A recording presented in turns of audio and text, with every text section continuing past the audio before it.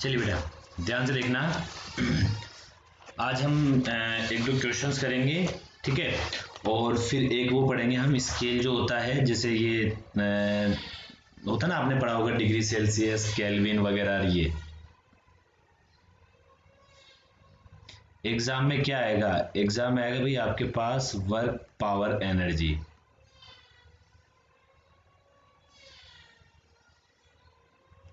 Work power energy देने का reason ये है कि इसमें आपका सर्कुलर मोशन भी कवर होगा, वो जो है ना वर्टिकल सर्कुलर मोशन, वो भी कवर होगा, इसलिए वर्क पावर एनर्जी आपके चैप्टर में आएगा भाई। वर्क पावर एनर्जी इसलिए भी आएगा कि उससे आपका एनएलएम भी कवर होगा, ठीक है। एग्जाम कब है ये पता नहीं है, लेकिन नेक्स्ट वीक का बोला गया है कि एग्जाम नेक्स्ट वीक है, लेकिन ये है कि एग्जाम कंफर्म है इस बार, और एग्जाम ऑफलाइन होगा इस बार। वो ऑफलाइन एग्जाम लेने का रीजन यही है, उससे ये पता लगेगा कितना बच्चा ऑफलाइन आएगा, उससे ये पता लगेगा, फिर उसके बाद ऑफलाइन स्टार्ट करेंगे, ऐसा कुछ मेरे को जहां तक लग रहा है। चलो बेटा अपन स्टार्ट करते हैं। देखिए इस तरह का एक पिस्टन है, थोड़ा पिस्टन वाले क्वेश्चन कर लेते हैं भाई।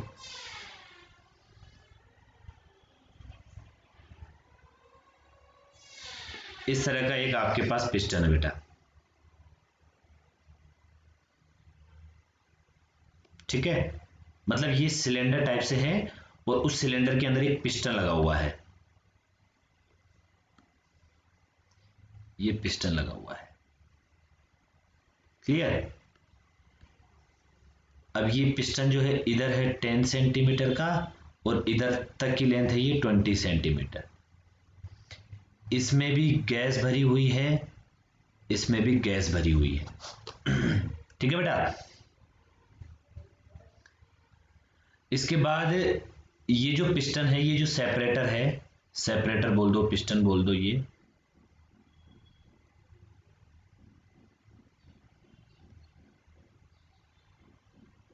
मूविंग सेपरेटर बोल देता हूं इसको।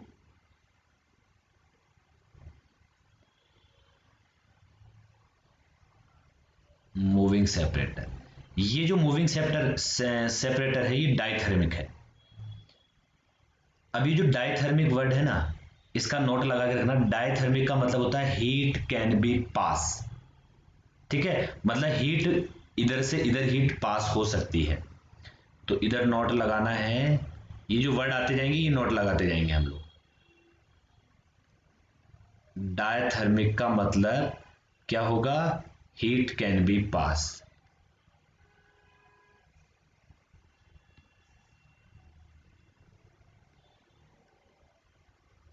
मतलब हीट पास हो सकती है, मतलब इधर से इधर हीट पास हो सकती है, ठीक है बेटा।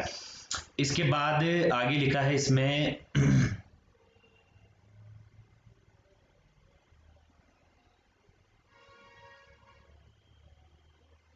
ये इनिशियल कंडीशन है सेपरेटर की, ठीक है। इसके बाद बोला गया है the temperature of left part of the cylinder is 100 K and that on 400 initially the separator is in equilibrium. मैं क्वेश्चन लिख देता हूं,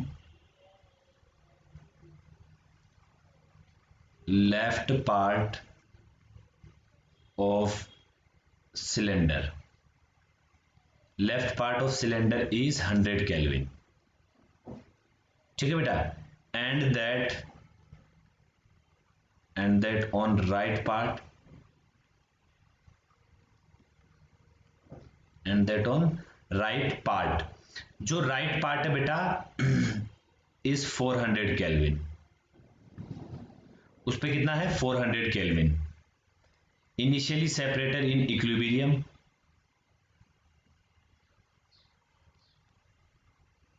separator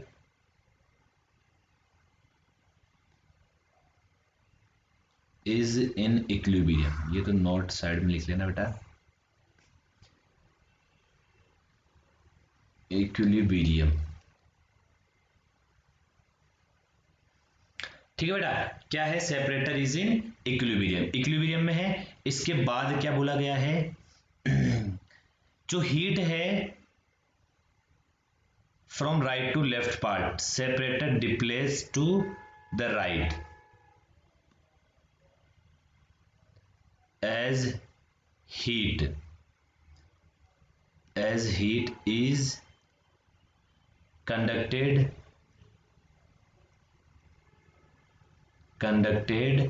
from right to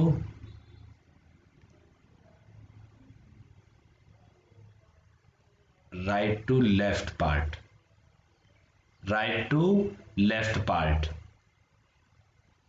separator displaces to right.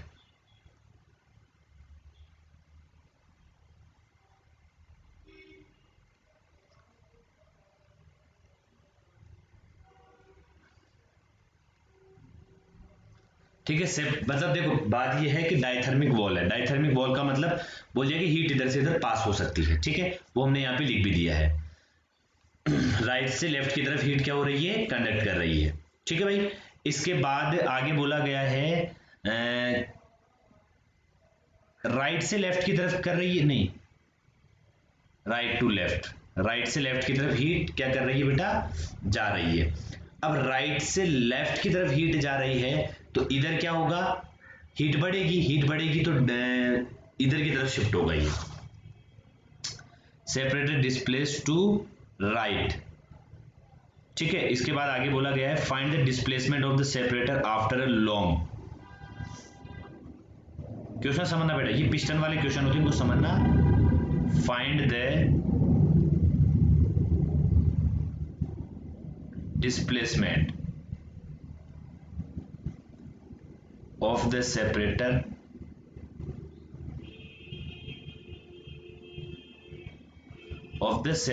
after long time,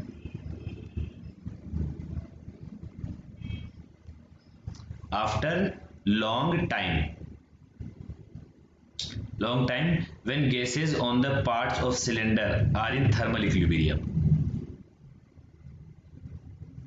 when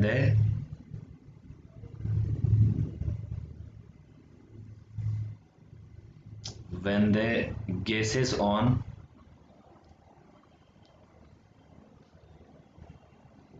the parts of cylinder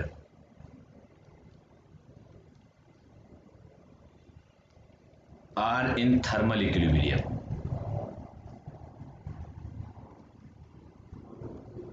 देखो काफी सारी चीजें हमें question से सीखने को मिलती है। देखो डायथर्मिक वॉल का मतलब आपको याद रखना है हीट कैन पास, मतलब इधर से उधर हीट पास हो सकती है, चलो ठीक है। अब देखो इसमें बोला गया है कि इसका टेम्परेचर जो है वो ज्यादा है, इसका टेम्परेचर कम है, तो हीट क्या कर रही है बेटा, इधर से इधर हीट ट्रांसफर हो रही है इधर, तो जब हीट इधर ट्रांसफर होगी तो इधर क्या होगा, हीट बढ़ेगी, प्रेशर बढ़ेगा, ठीक है। तो ये जो मूविंग पिस्टन है ये राइट की तरफ शिफ्ट हो रहा है, इधर की साइड, ठीक है, शिफ्ट हो रहा है। तो बहुत टाइम के बाद जब थर्मल इक्विलिब्रियम आ जाए, थर्मल इक्विलिब्रियम आने का मतलब है इधर और इधर की साइड बेटा टेम्परेचर क्या हो जाए, बराबर हो जाए, तब आपको बताना है कि ये कितना शिफ्ट हुआ होगा, तो वो टाइम वो कंडीशन बतानी है। तो ध्यान से देखना बेटा, मान लो इनिशियली, एक सेकेंड, इससे पहले का किन्हीं और का था भाई, मैं उसे डिलीट कर देता हूं।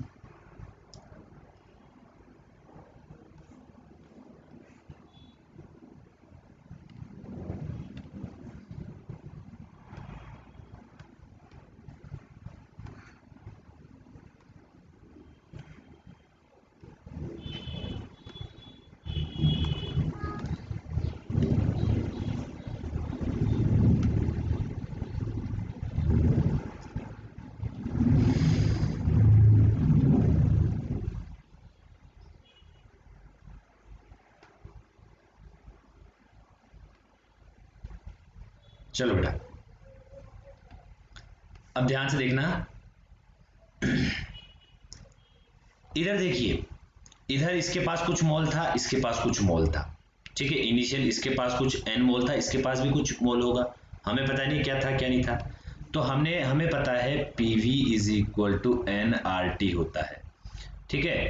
तो n इज इक्वल टू क्या हो जाएगा, PV अपॉन RT, ठीक है बेटा। तो अब मैं यहां से लिखता हूं लेफ्ट पार्ट और राइट पार्ट के लिए। तो सबसे पहले N1 देखो, P इनिशियल, ठीक है, V कितना था बेटा, वॉल्यूम। ठीक है, ये क्रॉस सेक्शन एरिया हमने अज्यूम कर लिया, ध्यान से सुनना। ये जो पिस्टन है ये इस तरह से गोल गोल टाइप से रहता है, ये ऐसे। तो ये क्रॉस सेक्शन एरिया हमने ए अज्यूम कर लिया, ये हमने ए अज्यूम कर लिया। ठीक है, तो इसका वॉल्यूम कितना होगा भाई, ये लेंथ 10 है, ये लेंथ 20 है, तो 10 इंटू ए, राइट पार्ट का वॉल्यूम हो गया बेटा 10 इंटू ए। सर आर तो आर रहेगा। इनिशियल टेम्परेचर क्या दे रखा था, T1। देखो पहली बात तो ये आपको याद रखना है कि इक्विलिब्रियम में अगर कोई चीज है मतलब प्रेशर सेम है। ठीक है, देखो इक्विलिब्रियम का मतलब प्रेशर सेम, थर्मल इक्विलिब्रियम का मतलब, थर्मल इक्विलिब्रियम देखो मैं लिख देता हूं यहां पे नॉट लगा के, इन चीजों को समझना है आपको।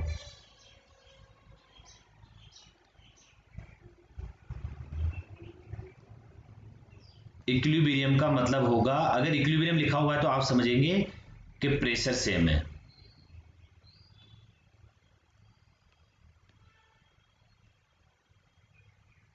प्रेशर सेम मतलब दोनों साइड प्रेशर सेम है, बोथ साइड प्रेशर सेम।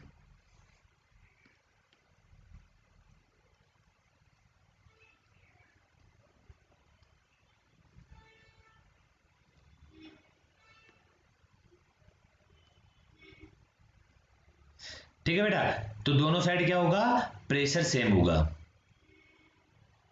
इसके बाद अगर थर्मल इक्विलिब्रियम है,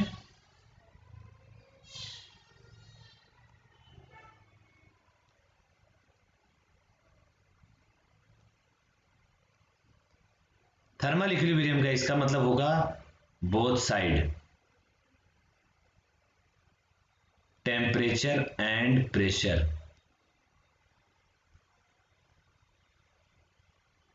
दोनों साइड प्रेशर और टेम्परेचर क्या होगा, सेम होगा। इसका मतलब ये नोट याद रखना है आपको।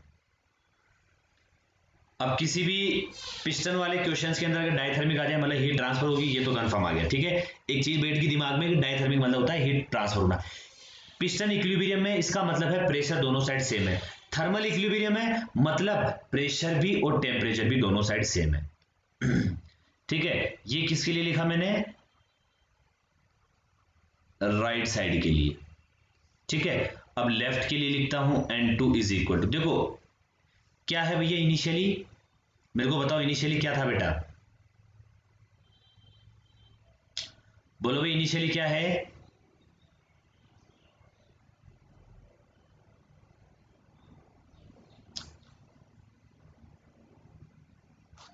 इनिशियली क्या है, कहां गया भाई ये, टेम्परेचर इसके पास T1 था। अब ये लेफ्ट साइड, लेफ्ट साइड वाला जो है उसके पास क्या क्या चीज है ये बताइए। लेफ्ट साइड वाले के पास प्रेशर तो P इनिशियल क्योंकि इक्विलिब्रियम में है, अरे भाई इक्विलिब्रियम में तो प्रेशर P इनिशियल। चलिए इसका वॉल्यूम कितना है 20 into cross section area A, और R तो R रहेगा, टेम्परेचर इसका T2 है। ठीक है, यहां से हमने निकाल लिया N1 अपॉन N2। सर कितना आएगा N1 अपॉन N2, मतलब राइट साइड का मोल अपॉन लेफ्ट साइड का मोल, वो आएगा देखो इन दोनों को डिवाइड करूंगा तो PAR से PAR कैंसिल हुआ, 10 अपॉन T1, ये बचा उधर की साइड 10 अपॉन T1 और इधर की साइड बचा 20 अपॉन T2, तो ये आएगा 10 अपॉन T1 है आपके पास, T1 कितना है भैया, लेफ्ट पार्ट में है इसमें, देखिए ये मैंने लिखा राइट पार्ट के लिए, ये लिखा है, अरे भाई राइट पार्ट, ये राइट नहीं है ये लेफ्ट है, लेफ्ट में मैंने 10 लिखा है ना बेटा। चलिए देखो ये है आपके पास लेफ्ट और ये है राइट, तो ये लिखा मैंने लेफ्ट और ये लिखा राइट पार्ट, क्योंकि राइट वाले में 20 ये लेंथ है, देखो इनिशियली 20 दे रखी है, ये 10 है, तो 20 बेटा 20 और cross section area A volume आ गया और ये लेफ्ट पार्ट है। ठीक है, चलो तो left part n1 upon n2 आ गया, तो कितना आया 10 अपॉन T1। लेफ्ट पार्ट में टेम्परेचर क्या है 100, तो 10 अपॉन 100, इसके बाद 20, ये 20 अपॉन 400। इसको सोल्व करके आंसर बताओ भाई, मैसेज में कितना आएगा, चैट में बताओ कितना आएगा। बताइए भाई जल्दी बताइए।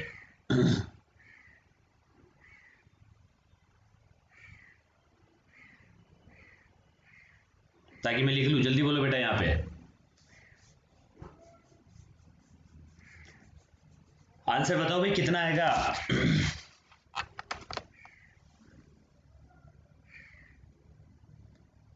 अरे भाई आंसर बताओ, आवाज नहीं आ रही क्या? मैं बोल रहा हूं ये 10 अपॉन 100, 400 अपॉन 20, कोई एक जना मैसेज करके आंसर बता दो।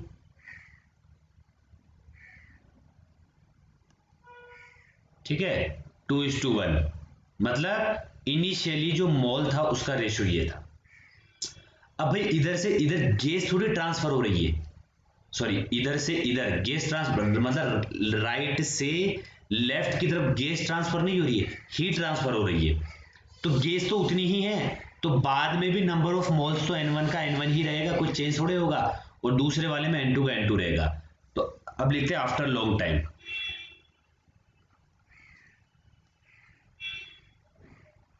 After long time, long time के बाद का जो पिस्टन है वो बनाते हैं भाई।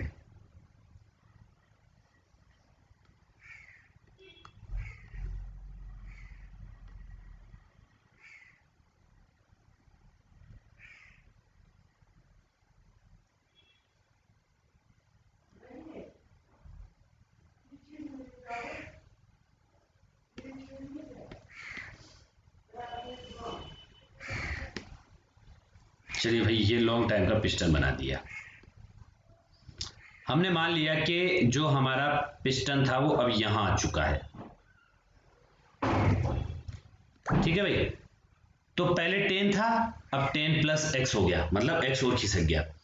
तो ये पहले कितना था भाई, ये पहले 20 था, तो 20 में से x माइनस कर लीजिए, तो अब ये हो गया 20 माइनस एक्स। ठीक है, यहां पे प्रेशर जो है वो फाइनल F फाइनल हो गया, तो इधर भी प्रेशर F फाइनल हो गया। यहां पे टेम्परेचर T फाइनल है, तो यहां पे भी टेम्परेचर T फाइनल, क्योंकि थर्मल इक्विलिब्रियम आ गया, दोनों साइड टेम्परेचर बराबर हो जाएगा और प्रेशर भी बराबर हो जाएगा। थर्मल इक्विलिब्रियम का मतलब ये होता है, और इक्विलिब्रियम का मतलब होता है दोनों साइड प्रेशर बराबर है। ठीक है, अब देखना यहां से, ये क्रॉस सेक्शन एरिया तो A है, इसका मोल N1 है, इसका मोल वही N2 है, क्योंकि गैस थोड़ी बाहर निकली है। तो N1 यहां से आएगा, N इज इक्वल टू क्या था, P final into volume. Volume क्या है 10 plus x into cross section area A। अरे भाई ये लिखा ना मैंने यहां से PV, प्रेशर लिख दिया, वॉल्यूम लिख दिया, अपॉन R। R क्या है, R तो R रहेगा, टेम्परेचर T फाइनल। इसके बाद यहां से मैंने N2 लिखा, N2 आएगा P final 20 minus x A upon R T final. जब दोनों का डिवाइड करूंगा N1 अपॉन N2 का, तो क्या क्या कैंसिल हो जाएगा, सब कैंसिल हो जाएगा, सिर्फ यहां बचेगा 10 plus x upon 20 minus x, ये इक्वेशन नंबर 2। यहां से मोल का रेशियो आया 2/1, यहां से मोल का रेशियो आया 10 plus x upon 20 minus x. तो ये आपस में क्या रहेंगे बेटा, इक्वल रहेंगे। क्यों रहेंगे, क्योंकि भाई गैस बाहर नहीं निकली है, गैस बाहर निकलती है तब मोल कम होता है।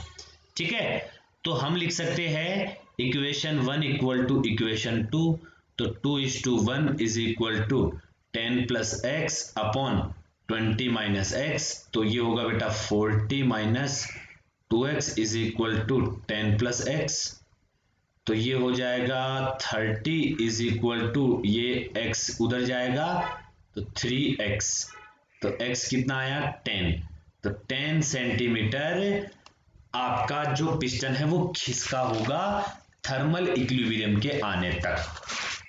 बोलिए बेटा समझ में आया? बोलिए, समझ में आया? चलिए बेटा आगे बढ़ते हैं। अब एक नोट लगा लेते हैं, जो वॉल्स वगैरह है इनके बारे में बता देता हूं भाई मैं।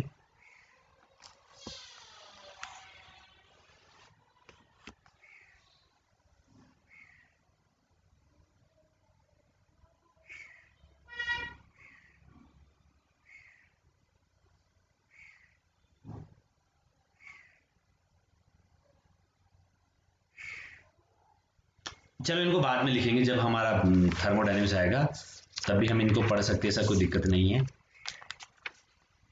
चलो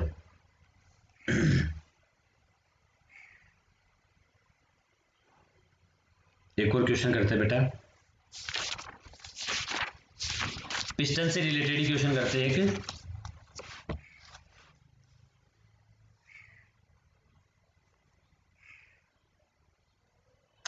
A freely moving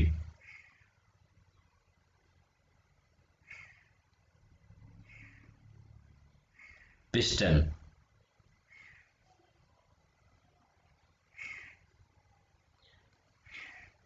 divides a vertical cylinder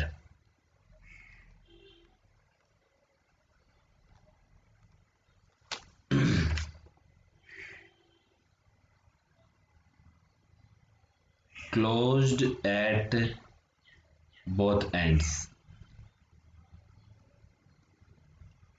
into two parts, each containing 1 mole of air.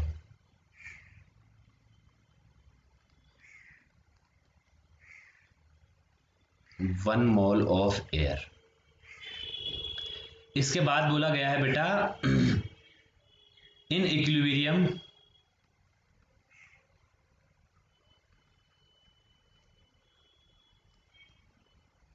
at T is equal to 300 Kelvin. Volume of upper part is 4 times that the lower part. Volume of upper part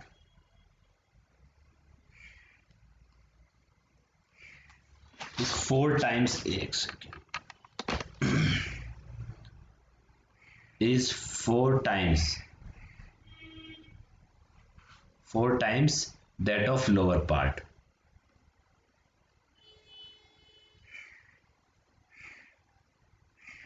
ठीक है बेटा, इसके बाद बोला है at वो temperature ratio of these two volumes will be 2।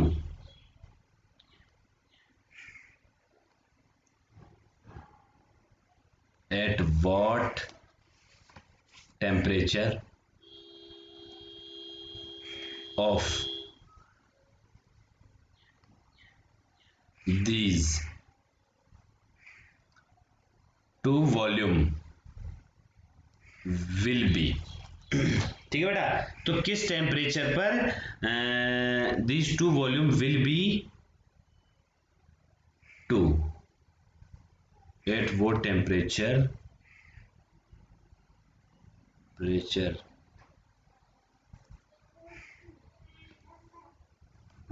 यहां लिखो ratio of these two volumes will be 2। ठीक है बेटा, इसका मतलब ये है, ध्यान से देखना, मैं क्वेश्चन समझा देता हूं भाई।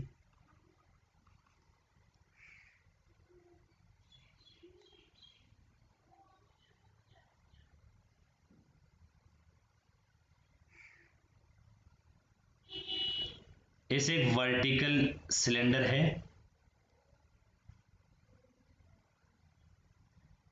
इसका टेम्परेचर 300 केल्विन है, ऐसा हमने बोला, ऐसा क्वेश्चन में बोला गया है।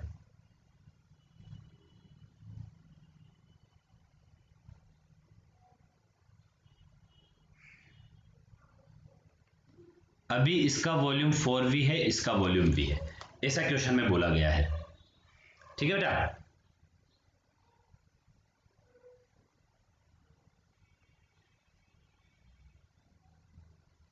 ठीक है।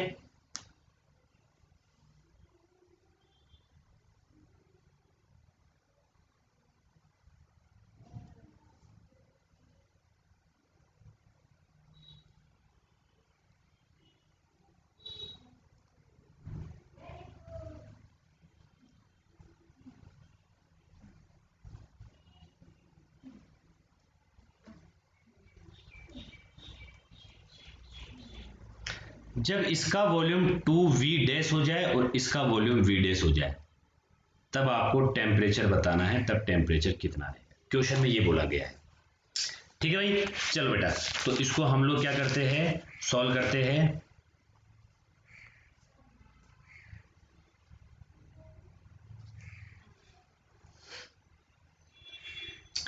मुझे ये बताइए कि देखो PV is equal to nRT होता है, ठीक है बेटा। nr दोनों में कांस्टेंट है, क्योंकि बोला ना 2 पार्ट्स ईच कंटेनिंग 1 मोल्स, ठीक है। टेम्परेचर फिक्स है, तो P और V का जो मल्टीप्लाई होगा वो क्या होना चाहिए, दोनों में कांस्टेंट होना चाहिए। बोलिए बेटा, होना चाहिए नहीं होना चाहिए, बोलिए। जो मैं कह रहा हूं समझ में आया नहीं आया। मोल इक्वल है, टेम्परेचर इक्वल है, मतलब product of pressure and volume क्या होना चाहिए। देखो मैं यहां लिखता हूं, अरे भाई, मोल्स आर इक्वल, इसका मतलब है product of pressure and volume is equal, ठीक है। मतलब अगर यहां P प्रेशर है तो यहां 4V प्रेशर, 4P प्रेशर हो जाएगा। बोलिए बेटा, किसी को परेशानी इसमें। ये वर्टिकल वाला है, इसमें थोड़ा कॉन्सेप्ट अलग लगेगा, ठीक है, याद रखना, क्योंकि वर्टिकल वाले में mg भी लगता है, ठीक है। तो भाई देखो, दोनों के अंदर 1 मोल है, तो 1 मोल, आर भी सेम, टेम्परेचर भी 300 है इसका पूरे का, तो ये पूरा सेम हो गया। जब ये पूरा सेम है तो इधर पीवी जो रहेगा वही पीवी इधर रहेगा। अरे भाई देखो कैसे, इसमें n कितना है 1, इसमें n कितना है 1, इसमें r कितना है r, इसमें r कितना है r, इसमें t कितना है t, इसमें t कितना है t। तो जब n r t बराबर है इसमें और इसमें, तो दोनों में pv भी तो बराबर रहेगा। तो बस, बोलिए बेटा, समझ में आया नहीं आया। Yes sir. इसको हटा दो।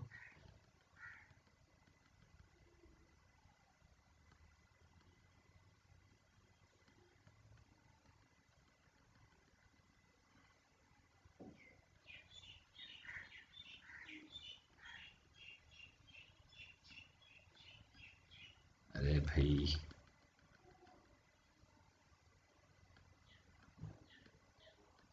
चलिए अब ध्यान से देखना बेटा, ये तो हमें पता लग गया कि प्रेशर इतना आ गया, ये इतना आ गया, तो सेम इधर भी वही है, नंबर ऑफ मोल्स कम नहीं हुए, टेम्परेचर फाइनल जो पूछा गया है पूरे का वो पूछा गया है। तो इधर अगर आपके पास प्रेशर मान लीजिए पी डेस है, तो इधर 2P डेस हो जाएगा, क्लियर। इसके बाद मैं एफबीडी बनाता हूं,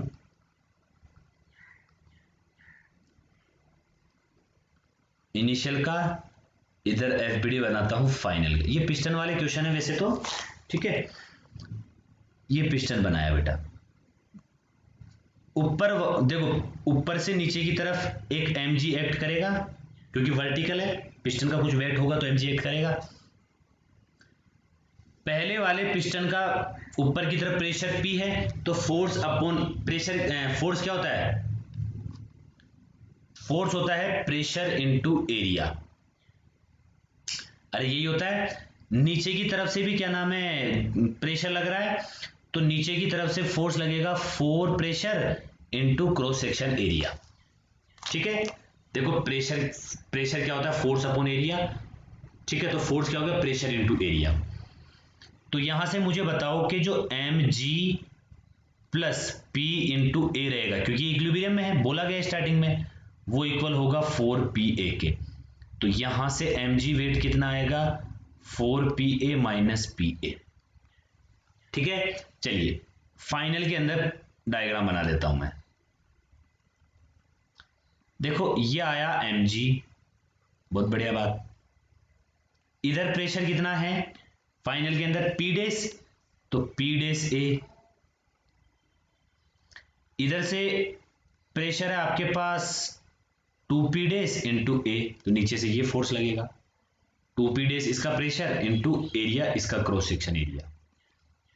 चलिए तो यहां से mg कितना आएगा, यहां से mg आएगा 2p डेस ए माइनस p डेस ए, तो यहां से फाइनली mg आया p डेस ए और यहां से भी mg आया 2pa सॉरी 3pa।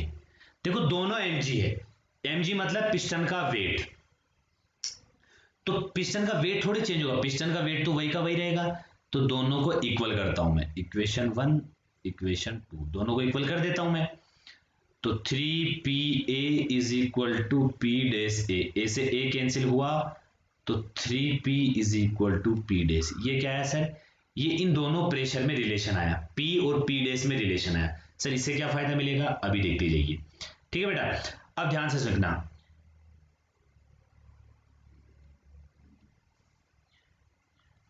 अब हमें पता है PV is equal to nRT होता है। P देखो जो P है P इज इक्वल टू, ध्यान से सुनना,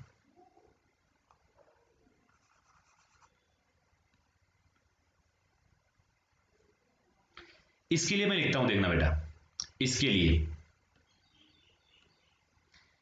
लिए मैं क्या लिखूंगा, बोलिए भाई, या तो इसके लिए लिख लो आइडियल इक्वेशन या फिर इसके लिए लिख लो, दोनों के लिए कोई प्रॉब्लम नहीं है।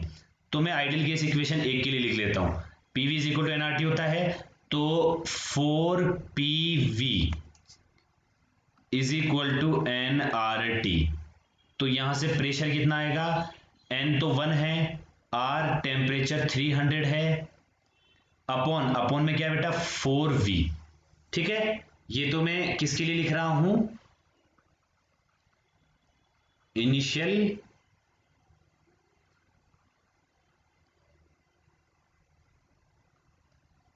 लोअर पार्ट, ठीक है। तो इधर ही मैं फाइनल के लिए लिखूंगा लेकिन लोअर पार्ट के लिए, सर उससे क्या होगा, उससे एक और रिलेशन आएगा पी और पी डेस में। देखो 2p dash v is equal to R T final, तो यहां से p डेस जो है आपके पास वो आएगा are T final upon 2 v डेस, ये v डेस आएगा, ठीक है भाई। देखो क्यों आया 2v डेस, यहां का वॉल्यूम v डेस मान लिया,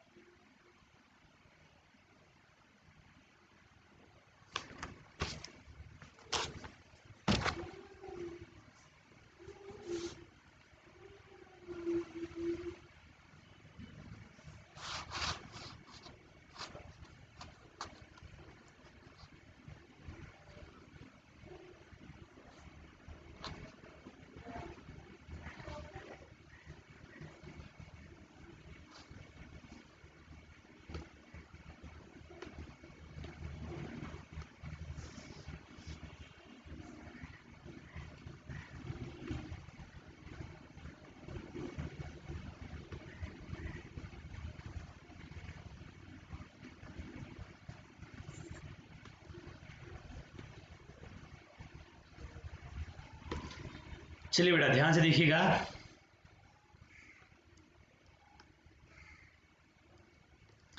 अब मैं क्या करता हूं, देखिए ये 2v डेज आ गया, चलिए अब दोनों को इक्वल कर दे, सॉरी दोनों को इक्वल नहीं करता हूं, हमें एक रिलेशन पता है यहां से, देखिए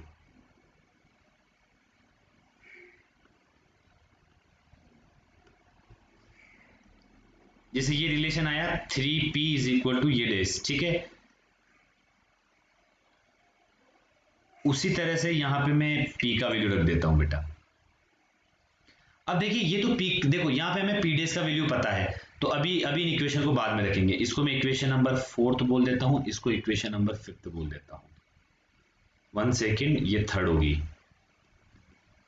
इसको मैंने 4th बोल दिया, इसको 5th बोल दिया। अब देखना, अब हमारे पास एक और रिलेशन निकालते हैं। थोड़ा क्वेश्चन हार्ड है, मानते हैं। देखो आपको पता है कि भाई सिलेंडर का वॉल्यूम तो पूरा सेम रहेगा, इधर 4v प्लस v, इधर 2v डेज प्लस v बराबर रहेगा।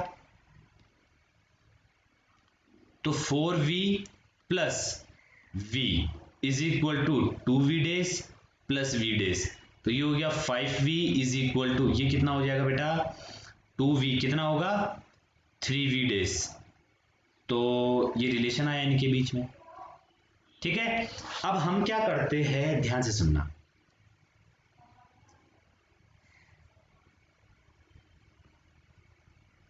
देखो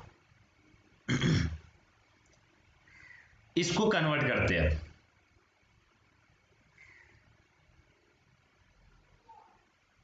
फ्रॉम इक्वेशन 5th के बाद मैं लिखता हूं यहां पे 3rd एंड 6th। देखना मैं क्या लिखता हूं बेटा, p फाइनल को क्या लिख सकता हूं मैं, मतलब p डेज को 3p, ये लिख दिया 3p, r को r, t फाइनल को t फाइनल 2, v डेज को यहां से क्या लिख सकता हूं मैं 5/3v, 5/3v। तो यहां से कितना आया, p is equal to R T F upon, ध्यान से देखना 3 से 3 कैंसिल हुआ 5v, ठीक है बेटा 5v, और इधर क्या था 3p, इधर 3p था, तो ये 3 यहां आ गया, तो ये आएगा are T F upon 15v, ठीक है। अब इसको किसके इक्वल कर दूंगा, इक्वेशन नंबर 4 के। भाई p हमारे पास आया आर टी एफ, हाँ बेटा बोलो। सर वहाँ पे 3 वैसे कैंसिल नहीं होगा ना, वहाँ पे 2 5/3 भी है, सो 3 5/3 में नहीं है। अच्छा ये 2 है, सॉरी सॉरी सॉरी सॉरी, बिल्कुल बिल्कुल बेटा ये 2 है, ये 2 है, तो ये 3 इधर लिखा रहने दो अभी,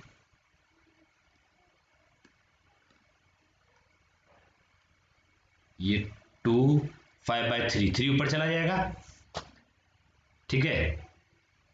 अब ठीक है भाई, तो यहां से प्रेशर इज इक्वल 3 से 3 कैंसिल हुआ, तो ये आएगा are T F upon 10v। अब ठीक है, तो प्रेशर आया are T F upon 10v, and pressure आपको एक इक्वेशन नंबर इससे भी पता है, R300 upon 4v, R300 upon 4v, दोनों इक्वल है, दोनों को इक्वल कर देते हैं। R अपॉन v से R अपॉन v कैंसिल होगा, तो TF upon 10 is equal to 300 upon 4, तो TF कितना आया, इतना अपॉन 4, कितना आएगा फिर बताइए, 750 केल्विन, ये आंसर है बेटा आपका, ठीक है। तो ये हमारे इसके क्वेश्चन हो गए हैं, क्या नाम है पिस्टन वाले। एक नोट लगा के लिखते हैं बेटा, इसको इस तरह याद मत रखना, इसको जैसे ये मैंने लिखाया है ना, ये देखो थर्मल इक्विलिब्रियम का मतलब है बोथ साइड प्रेशर सेम, ये तो हमें समझ में आया कि सर अगर इक्विलिब्रियम में है तो दोनों साइड प्रेशर सेम है, ठीक है। और थर्मल इक्विलिब्रियम का मतलब है बोथ साइड टेम्परेचर सेम। देखो ये प्रेशर सेम क्यों नहीं बोलूंगा मैं, ध्यान सुनना, टेम्परेचर सेम, सर इसमें हो तो रहा है ना प्रेशर सेम, मतलब लास्ट में प्रेशर सेम ही तो कर रखा आपने।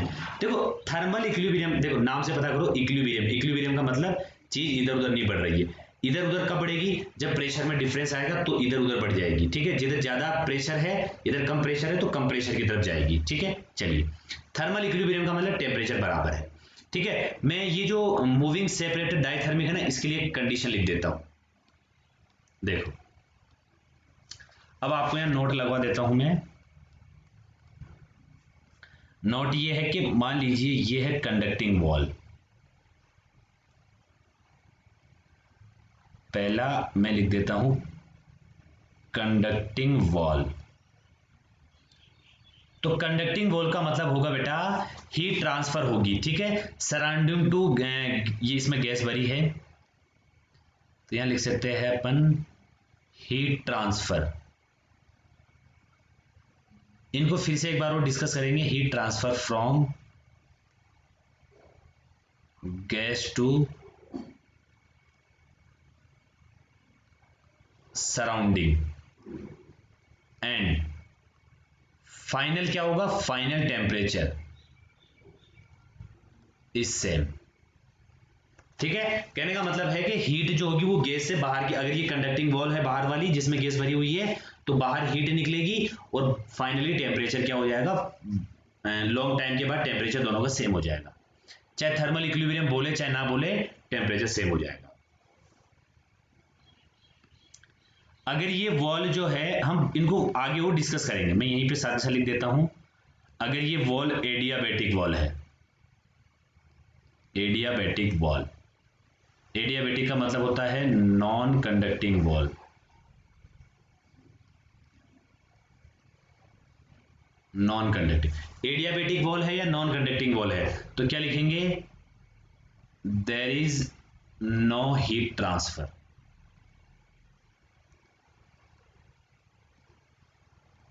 यहां पे कोई भी हीट ट्रांसफर नहीं होगी बेटा।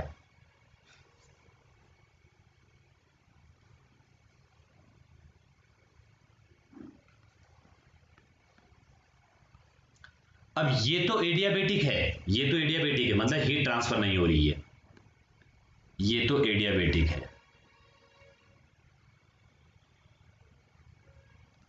ठीक है। लेकिन इसमें एक मूविंग पिस्टन है,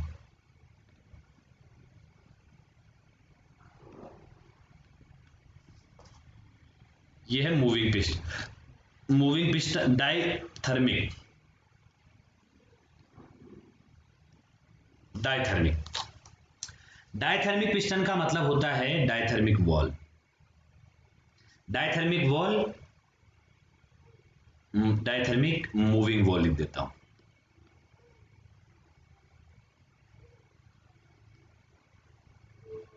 डायथर्मिक मूविंग वॉल का मतलब क्या हुआ कि हीट जो होगी वो एक्सचेंज, मतलब इधर से उधर जा सकती है, ठीक है। चलिए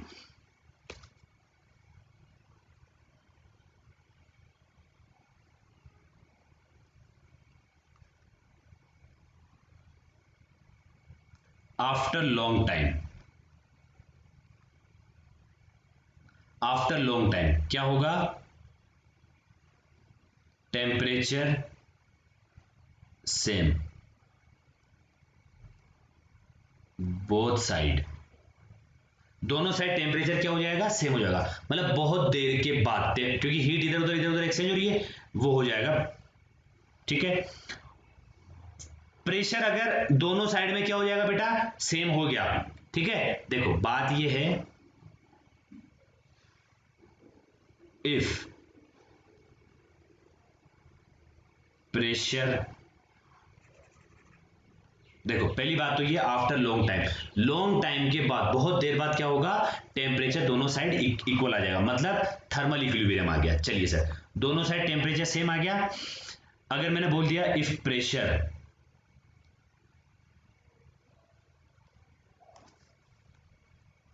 ऑन बोथ साइड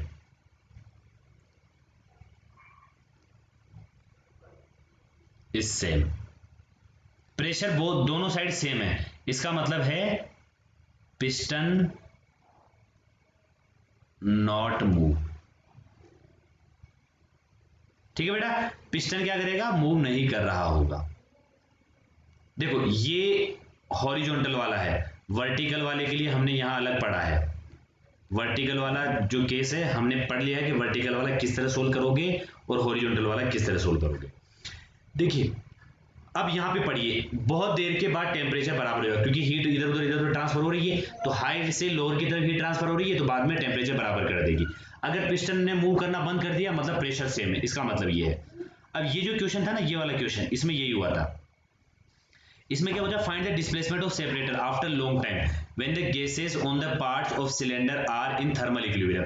मतलब गैसेस थर्मल इक्विलिब्रियम में आ गई है दोनों पार्ट्स में, ठीक है। और लॉन्ग टाइम के बाद देखो डिस्प्लेसमेंट पूछा है, अब लॉन्ग टाइम के बाद, अब हमें इसे थोड़ी बोला है कि आधे घंटे बाद, 1 घंटे बाद, 2 घंटे बाद, 3 घंटे बाद निकालना है, इस थोड़ी बोला है कि हम निकाल सके भाई इतना हुआ। तो हम ये मान के अज्यूम कर लिया है कि फाइनली वो इतना खिसक चुका है, मतलब लॉन्ग टाइम के बाद, कि अब वो नहीं खिसक रहा है। नहीं खिसक रहा है मतलब दोनों साइड प्रेशर जो है वो सेम हो चुका होगा, हम ये मान के इसमें करेंगे बेटा। चलिए अब मैं इसमें आपका अटेंडेंस लेता हूं, फिर हम इसमें आज का एक और सेक्शन है वो पढ़ेंगे।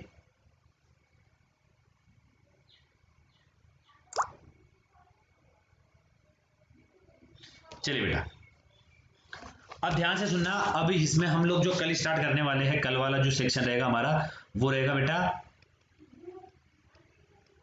काइनेटिक थ्योरी ऑफ गैसेस, ठीक है। आज मैं इसमें थोड़ा वो पढ़ा लेता हूं आपको, जो टेम्परेचर वगैरह होता है कि टेम्परेचर किस में मेजर होता है किस में मेजर नहीं होता है, थोड़ा वो पढ़ा देता हूं भाई।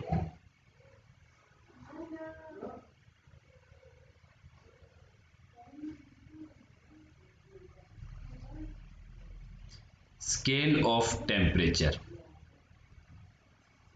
वैसे सबसे पहले तो मुझे यही पढ़ाना चाहिए था। पहला होता है बेटा सेल्सियस स्केल,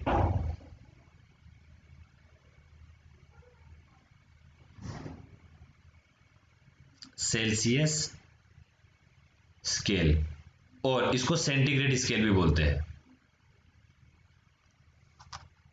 सेल्सियस स्केल और सेंटीग्रेड स्केल।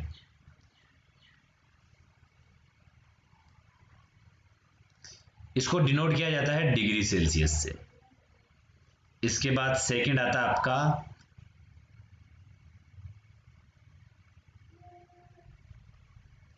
ये आपने पढ़ा भी होगा, Fahrenheit,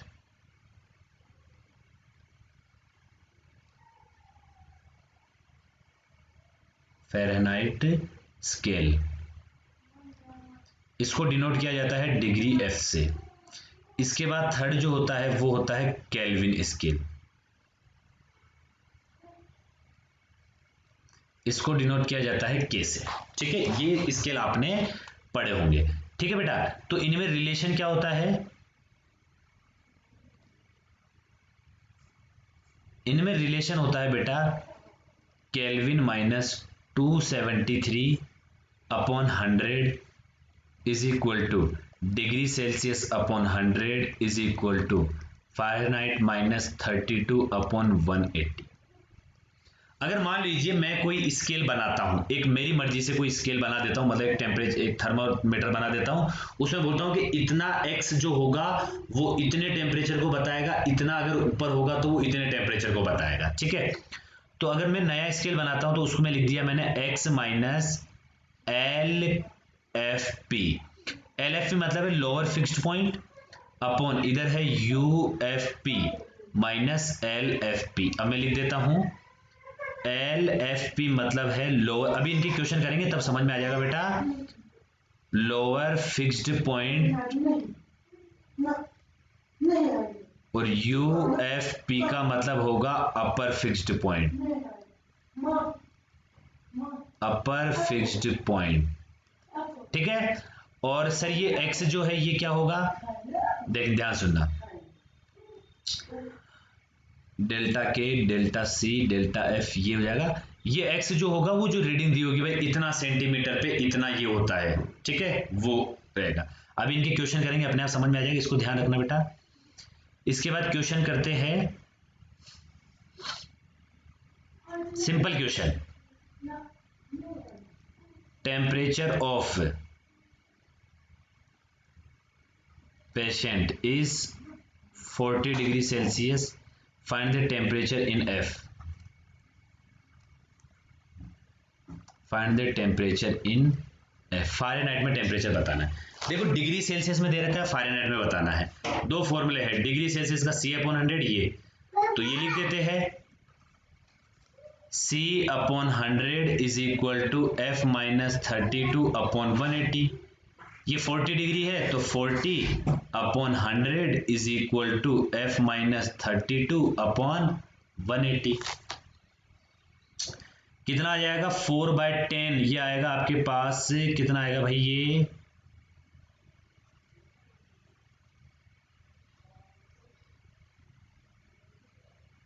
72 plus 32 is equal to F, ये आ जाएगा 104 डिग्री फ़ारेनहाइट। किसका वैल्यू है ये, फ़ारेनहाइट में। ठीक है भाई, तो 40 डिग्री है तो इसका मतलब है 104 फ़ारेनहाइट। इसको आप इसे भी करके लिख सकते हो भाई, डेल्टा के अपॉन 100, मतलब चेंज इन टेम्परेचर, मतलब चेंज इन केल्विन। केल्विन में जो जितना चेंज हुआ, मान लो यूं बोले कि मैं बोलता हूं कि केल्विन में इतना चेंज हुआ, तो डिग्री सेल्सियस में इतना चेंज अपॉन 100। ठीक है, इसके बाद change in Fahrenheit upon 180 is equal to change in X upon UPF minus LPF. थोड़ा इसको इधर लिखते हैं, देखो चेंज इन केल्विन अपॉन 100 लिखा मैंने, change in degree Celsius upon 100 लिखा मैंने, चेंज इन फ़ारेनहाइट अपॉन 180 लिखा मैंने, चेंज इन जो भी नया स्केल बनेगा उसमें कैसे लिखेंगे, UFP माइनस LFP। चलिए, ये भी क्यों याद रखना, ध्यान से सुनना। इसका मतलब क्या है, देखो इसका मतलब है कि अगर मैं आपसे बोलूं कि एक पेशेंट का टेम्परेचर जो है वो डिग्री सेल्सियस में 5 डिग्री का चेंज हुआ है उसमें, मतलब पहले कुछ था अब 5 डिग्री बढ़ गया है, ठीक है, तो केल्विन में कितना चेंज हुआ होगा, तो केल्विन में भी 5 ही चेंज हुआ होगा। समझ में आया, इसका मतलब ये है, क्योंकि देखो दोनों बराबर है।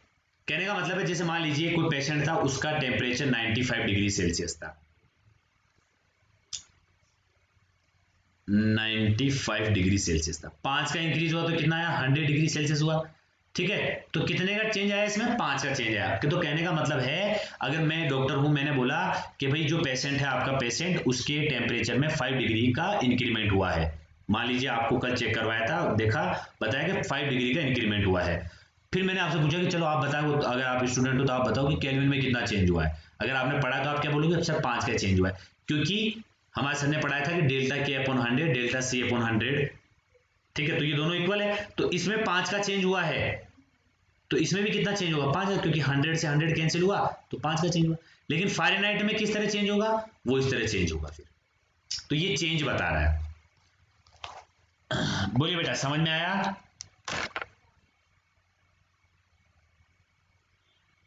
बोलो भाई। Yes sir. चलो, इसके बाद एक छोटा सा एक और क्वेश्चन लेते हैं हम लोग।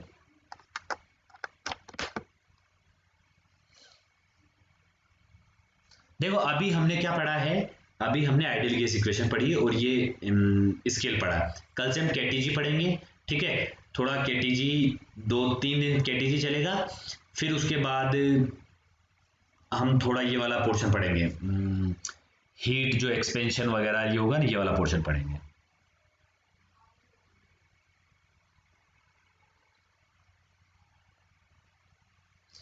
चलिए बेटा, अगला एग्जाम्पल लिया हमने, at what temperature, at what temperature is the Fahrenheit reading equal to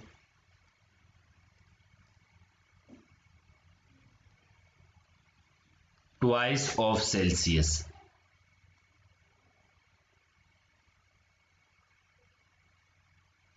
ठीक है बेटा, देखो इसका मतलब क्या है। इसका मतलब ये है कि हमसे पूछा है कि कितने रीडिंग में ऐसा होगा, एट वो temperature is the Fahrenheit scale, मतलब फ़ारेनहाइट स्केल पे कितना टेम्परेचर होगा कि ट्वाइस द सेल्सियस, मतलब सेल्सियस का ट्वाइस हो जाए। कहने का मतलब है कि फ़ारेनहाइट स्केल जो है वो 2C हो जाए। ठीक है भाई, चलो ध्यान से देखना।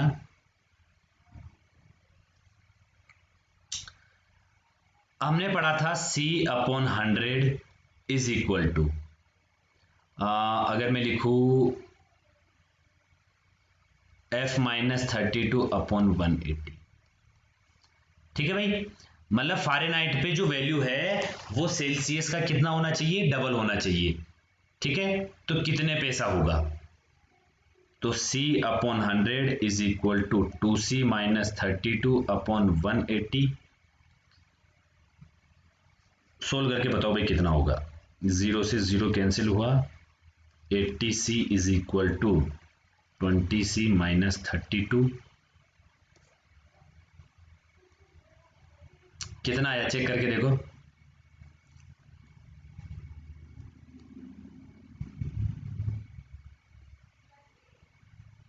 Thirty two is equal to 2C, तो C कितना आएगा,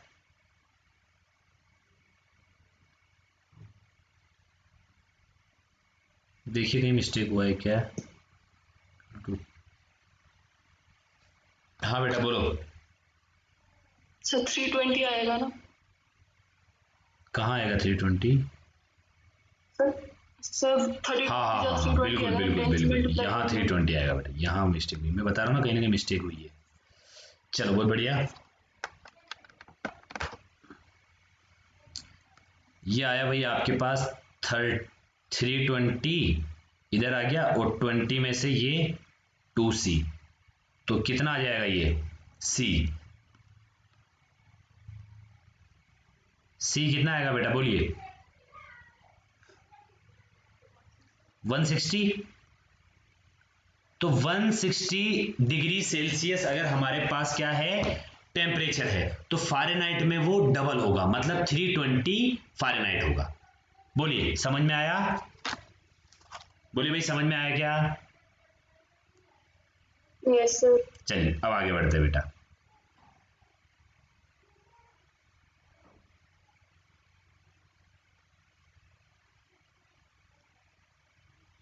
क्वेश्चन अगला, the lower and upper fixed point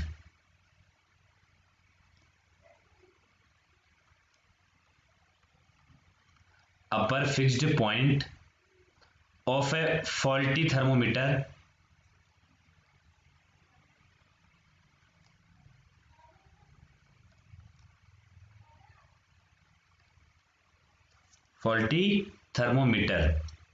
are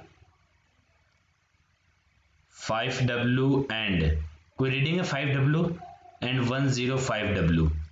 ठीक है, if the thermometer reads 25W, if thermometer reads, कितना रीड कर रहा है बेटा 25W, what is the actual temperature in degree Celsius, what is the actual temperature in degree Celsius. देखो इसका मतलब क्या है, lower and upper fixed point of a faulty thermometer are, एक सेकंड कौन सा थर्मोमीटर, हाँ ठीक है, आर 5W एंड 105W।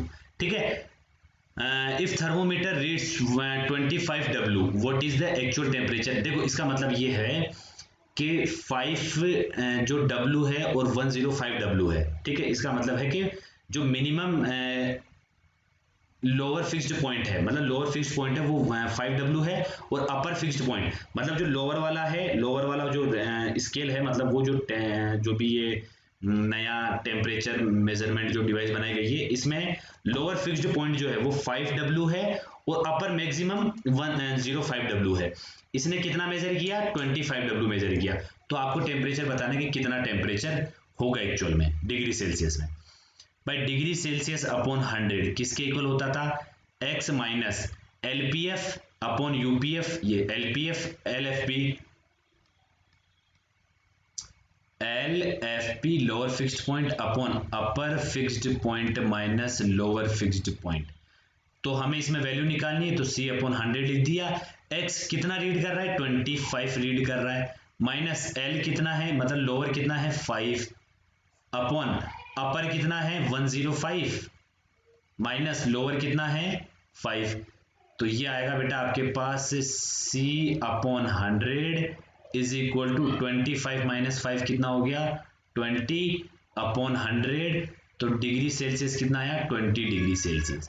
तो कहने का मतलब ये हुआ कि भाई अगर एक नया स्केल आपने जो बना, मतलब नया स्केल जो है उसमें अगर लोअर फिक्स्ड पॉइंट 5 है और अपर फिक्स्ड पॉइंट आपका उसमें 105 है, ठीक है, और आपने देखा कि वो 25 उसमें मेजरमेंट आ रहा है, तो उसके हिसाब से कितना होगा? देखो भाई अगर आप कंपैरिजन करो तो इसका लोअर फिक्स क्या है? 0 डिग्री सेल्सियस और अपर है 100 डिग्री सेल्सियस मान लिया, ठीक है, 100 डिग्री सेल्सियस अपर है।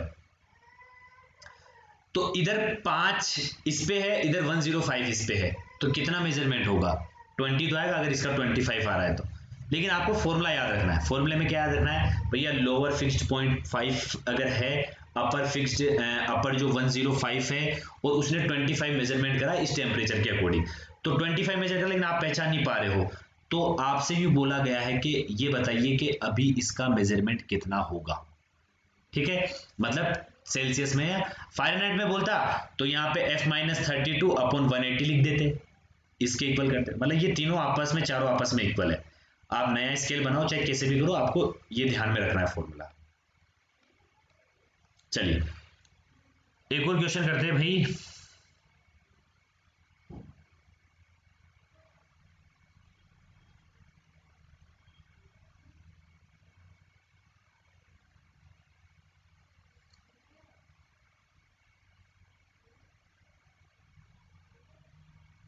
-20, चलिए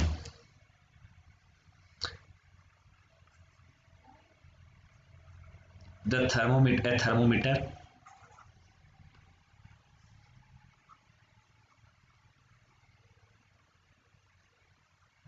thermometer with an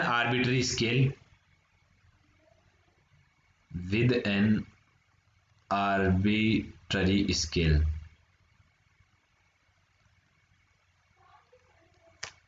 स्केल, ठीक है बेटा, has a ice point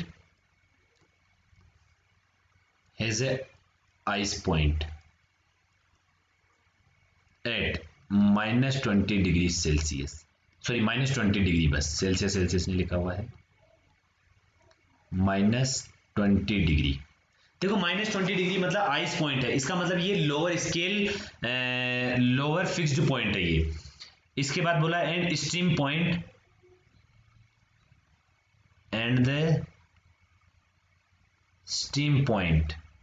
steam point दे रखा आपको 180 डिग्री, इसका मतलब ये अपर फिक्स्ड पॉइंट है। What is the when the thermometer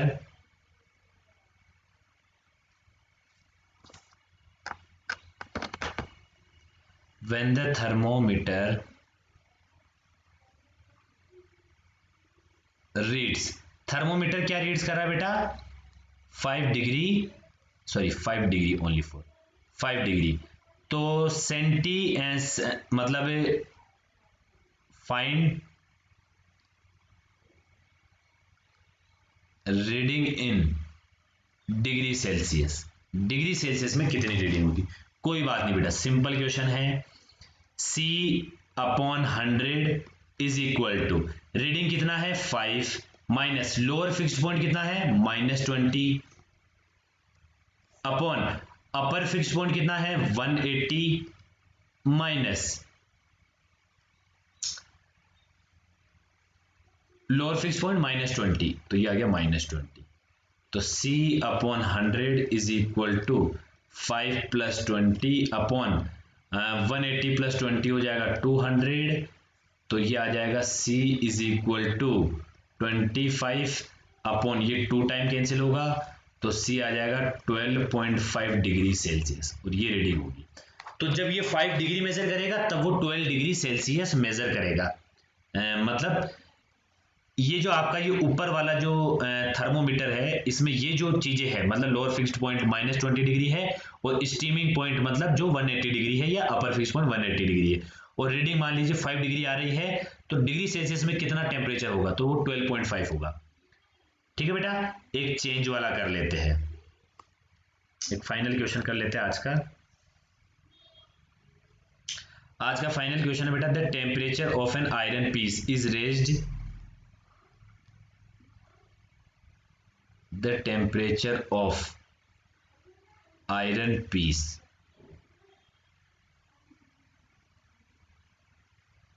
is raised from 30 degrees Celsius to 90 degrees Celsius. What is the change in temperature? What is the change in temperature? Change in temperature on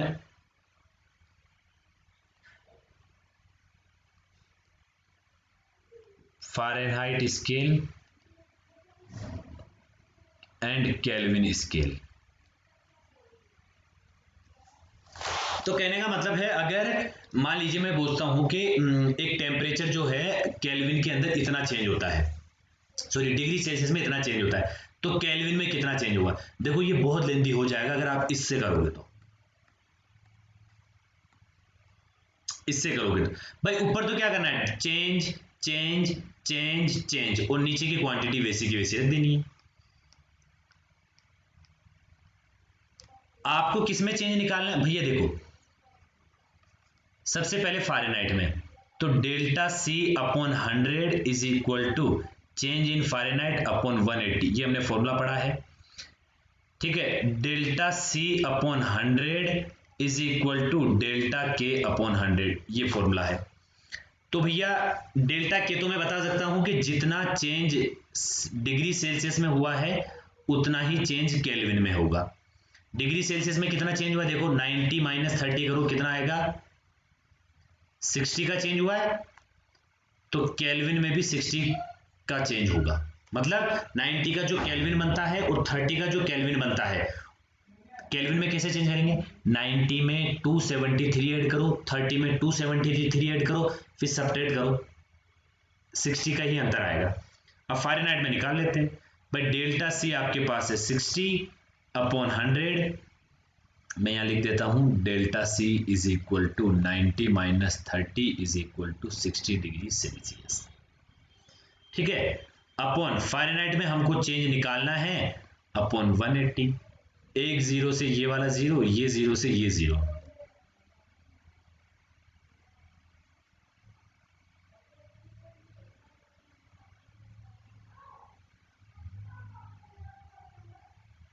एक 108 आएगा शायद, हाँ। तो Fahrenheit में कितना change हुआ, 108 का, मतलब डिग्री सेल्सियस में तो चेंज हो रहा है 60 का। ठीक है, अगर इन्हीं टेम्परेचर को अगर मैं किस में कर दूं, फ़ारेनहाइट में कर दूं, तब जो डिफरेंस आएगा वो कितने का आएगा, 108 का आएगा। बोलिए बेटा, समझ में आया नहीं आया? Yes sir. अब आपका जो क्लास है उसको अब आगे कंटिन्यू करेंगे भाई कल। अब जो देखो 10-15 मिनट बचे हैं, तो 10-15 मिनट में मैं नया पोर्शन स्टार्ट नहीं कर सकता हूँ, ठीक है।